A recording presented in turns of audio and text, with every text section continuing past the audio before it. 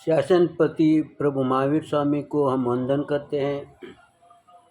सभी गुरु भगवंतों को तिकोतों के पाठ से वंदन करते हैं।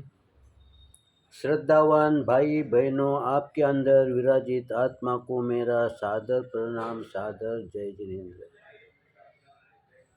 ये मेरा 12वां वीडियो है। इस अंतर्गत सूत्र के माध्यम से हम चिंतन कर रहे हैं।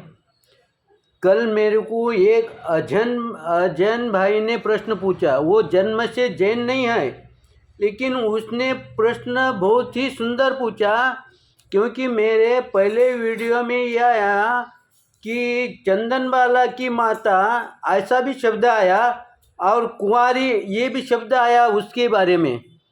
तो फिर उन्होंने मेरे से ये प्रश्न पूछा कि माता भी है बोले आप और कुंवारी भी है, तो ये कैसा? तो देखिए, वो प्रश्न इतना सुंदर पूछा, क्योंकि इससे ये ज्ञान होता है कि उन्होंने अंतःकरण से तन मन से उसको सुना। और कोई भी अध्यात्म के बारे में तन मन से सुने और उस पर चिंतन करेंगे तो तुम आगे बढ़ेंगे। तो फिर उन्होंने प्रश्न जो पूछा कि मेरे ओर से चंदनबाला की माता के बारे में कुंवारी ये शब्द भी आया, कन्या ये शब्द भी आया और माता ये शब्द भी आया है। अब देखिए, हमारा वर्णन चल रहा है कि ग्राउंड पर कहाँ, यानी क्रीड़ा। हमारे आचार्य भगवंतों ने कहा कि ग्राउंड पर के खेल खेलो, उसके बारे में हमारा चिंतन चल रहा था। तो चंदनबाला ने जब प्रसंग आया और प्राण त्यागे, ये कला क्या उसने शादी के बाद सीखी क्या? नहीं, उसने ये कला शादी के पहले सीखी। मेरा रक्षण कैसा करूं, मेरे परिवार का रक्षण कैसा करूं, और रक्षण करते करते अगर एकादा प्रसंग आया भी तो मैं उसमें से कैसे बाहर निकलूं, इसका ज्ञान उन्होंने शादी के पहले सीखा। दशरथ की कैकेयी नाम की पत्नी, इसने दशरथ का साथ युद्ध के अंदर दिया, तो क्या शादी के बाद उसने वो कला सीखी क्या?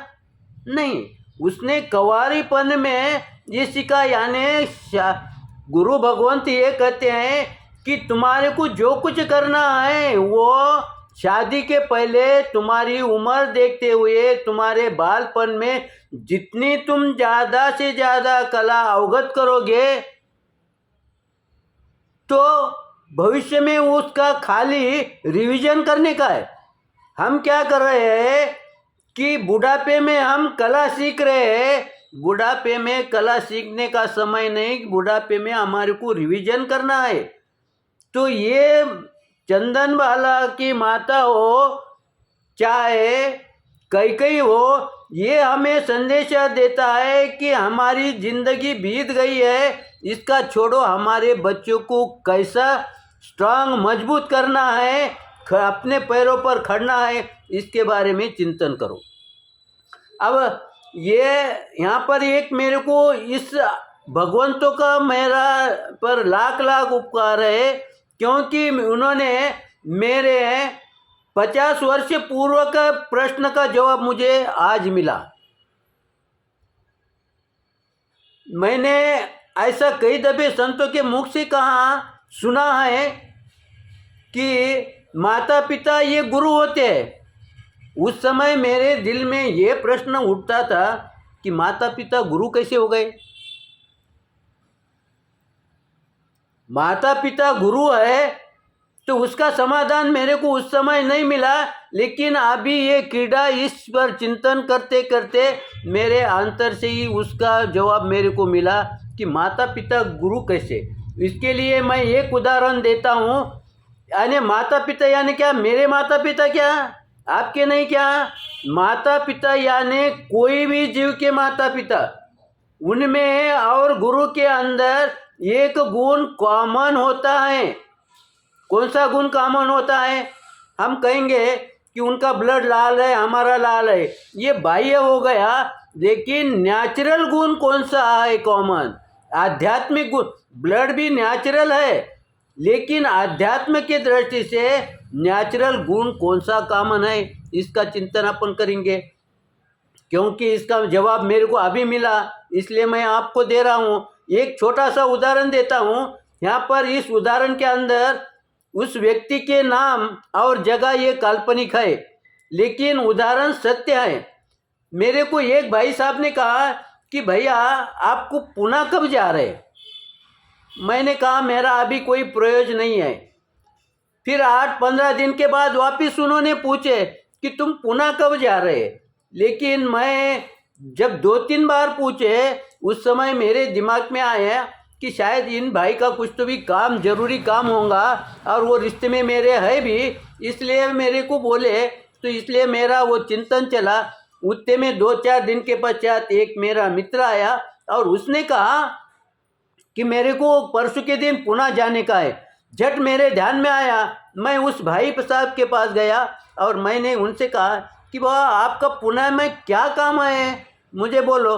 बोले तू जा रहा है क्या? नहीं। बोले मैं नहीं जा रहा, लेकिन तुम्हारा काम 100% हो जाएगा, मेरा दोस्त जा रहा है। उस समय उस भाई ने कहा कि नहीं, जब तुम, मेरे को समय की कोई पाबंदी नहीं है, जब तू स्वयं जाएगा उस समय मुझे मिलना, मुझे मिल के जाना। फिर मैं वापस गया और मेरा चिंतन चल रहा था, क्योंकि मित्र मेरे दुकान पर बैठा था। चिंतन चल रहा था कि इस भाई का क्या काम है जो मेरे थ्रू करना चाह रहे हैं। करते करते मैं दुकान पर गया, उससे मना कर दिया, लेकिन 4-8 दिन के अंदर मैंने काम निकाल लिया पुणे का और उस भाई साहब के पास गया कि मैं बोला मैं पुणे जा रहा हूँ। तो उस समय उन्होंने कहा कि देखिए वहाँ पर जाने के बाद इस भाई को सवेरे सवेरे मिलने को जाना, तुम पहचानता है ना उसको? मैं बोला मैं पहचानता हूँ, मेरी रिश्तेदारी में ही है, मैं मिलूँगा। तो फिर क्या बोलने का? कुछ बोलने का नहीं, खाली उनको जाके तू मिल, 2 बातें कर, चाय पी ले और निकल जा, इतना ही कर, बाकी दूसरा कुछ नहीं। अब मेरे समझ में नहीं आया, मगर उन्होंने कहा, तो फिर मैं वहाँ गया और सवेरे सवेरे मैं उन भाई साहब के पास गया और उनसे कहा जय जिनेंद्र होने के पश्चात। तो उन्होंने मेरे को पहचाना, क्योंकि मेरा उनका रिश्ता था, और जैसा ही कैसे क्या हाल चाल पूछे और किधर आए। तो उस समय मैंने कहा कि मेरा काम वहाँ है, वहाँ पर 10 मिनट लेट है, तो चलते चलते आपकी मुलाकात करूँ, इसलिए मैं आपके पास आया, मेरा कोई काम नहीं है, ऐसा ही आया। तो उसने बातें करते करते उस भाई के बारे में भी, उनका कैसा चल रहा ये बात मालूमात ले ली, लेकिन उन्होंने कुछ बोला नहीं, क्योंकि उसको वैसा मैं संदेश दिया नहीं था। तो इसलिए वहाँ जाने के बाद वो बोलते, उसने कहा कि वो उनकी दुकान मेरे गली में है, 2 दिन को 4 दिन को हमारी मुलाकात होती है, मज़े में है, ऐसा बोल के वो चाय वगैरह लिया और वो निकलने को लगा। उतने में ये भाई साहब वहाँ से अंदर के रूम में गए और उन्होंने उनके भाई को फ़ोन लगाया कि भाई अपन माजलगांव के बारे में क्या सोचे। अब ये बात मेरे सामने नहीं, लेकिन उनका आवाज़ मेरे कान में आ रहा था। तो उस समय उस भाई ने कहा कि मैं आपको शाम में मिलूँगा, और वो भाई साहब मेरे सामने आए, जय जिनेंद्र हो गया, मैं वहाँ से विदा हो गई। और जैसे ही मैं घर पर आया, गांव पर आया, उस समय उन भाई से कहा कि मैं जाके उनको मिल के आया। ठीक है बोले, उन्होंने कुछ बोले कि बोले उन्होंने कुछ बोले नहीं, लेकिन उन्होंने कुछ तो भी अंदर रूम में जाके किसी को तो भी फ़ोन लगाया। और बाद में 4 दिन के पश्चात मेरे को मालूम हुआ कि उस भाई के, जो मेरे को काम बोलने के लिए आए थे पुणे का, वो भाई के रिश्ते में, परिवार के अंदर एक भाई की शादी का निश्चित हुआ, वो पुणे के अंदर। तब मेरे दिमाग में आया, देखो वो भाई ने क्या काम किया, वो भाई ने इनडायरेक्ट काम किया, क्योंकि वो पुणे वाले वहाँ आके उसके बच्चे को देख के गए, लेकिन वो काम कैसा गिर गया, पेंडिंग में गिर गया। अब उसको वापिस रोड पर या उस पर राह पर लाने के लिए उन्होंने क्या किया, उन्होंने मेरे को माध्यम चुना, वैसे ही हमारे ये आचार्य भगवान ये सूत्र का माध्यम चुने हैं और सूत्र के माध्यम से हमारे को संदेशा दे रहे हैं। हमारी गलती कहाँ है वो दिखा नहीं रहे, वो सिर्फ इतना ही कहते हैं ऐसा गए तो ये गलती होंगी, ऐसा गए तो नहीं गलती। प्रभु ने ये ही कहा है कि पानी के एक बूंद में इतने जीव है, फिर वो पानी वेस्ट करना नहीं करना वो आपका फर्ज है, वो आप सोचो। लेकिन उन्होंने सिर्फ इतना ही कहा कि इसमें इतने जीव है। वैसे ही इन्होंने ग्राउंड का उदाहरण देके, क्रीड़ा का उदाहरण देके हमारे को भाव सामय की तरफ कैसे लेके जा रहे हैं। इसलिए हम इसके ऊपर और चिंतन करेंगे। तो यहाँ पर क्या हो गया, देखिए जब हम कोई क्रीड़ा करते, ग्राउंड पर जाके कोई वहाँ आराम तो नहीं करते, भोजन तो नहीं करते, वहाँ गए काय के लिए, गए काय के लिए कि हमारे शरीर का कुछ न कुछ व्यायाम करे, योगा करे, प्राणायाम करे, इसलिए वहाँ गए। और वहाँ से आने के बाद हमारा तन स्वस्थ हुआ कि नहीं। जब तुम्हारा तन स्वस्थ होगा तो तुम्हारा खर्चा, इस पर अपन चिंतन करें कल के इसमें। तो जब तुम्हारे पास चिंतन हो गया, खर्चा बच गया, आपका शरीर सुदृढ़ हो गया, तब तुम्हारा मन स्थिर हुआ कि नहीं। अब जब स्थिर मन हो गया तो उस समय तुम किसी से बात करोगे तो उस समय वो बात सीधी निकलेगी कि गलत निकलेगी, मीठी जवाब निकलेगी कि गलत निकलेगी, कड़वी निकलेगी। हम सीधा खाली बोलते हैं कि मीठी बात करो, मीठी बात करो, बोले तो कैसी मीठी बात करे। अगर उसका मेरा झगड़ा अभी हो गया, कैसी मीठी बात करे।